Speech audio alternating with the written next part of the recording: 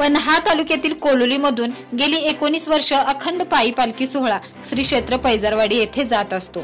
आज या पायी पालखी सोहळ्याला कोलोली गावामधून अनेक भक्तांच्या समूहातून सुरुवात करण्यात आली। उद्या दुपारी हा सोहळा श्री क्षेत्र पैजारवाडी येथील सद्गुरू चिले महाराज यांच्या मंदिरामध्ये जाऊन पोहोचणार आहे। त्या ठिकाणी विविध कार्यक्रमाचे आयोजन सुद्धा केलेले आहे।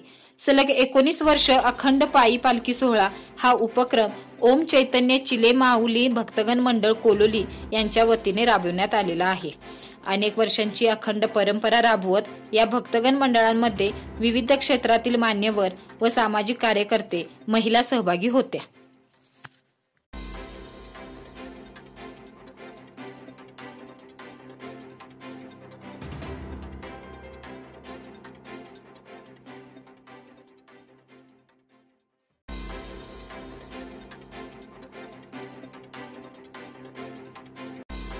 ओम चैतन्य गुरुमाऊली महाराज वारकरी संप्रदाय यांच्यामार्फत 2007 पासून परमपूज्य सद्गुरू चिले महाराज पायी पालखी रथ सोहळा जन्माष्टमी निमित्त संपन्न होत आहे।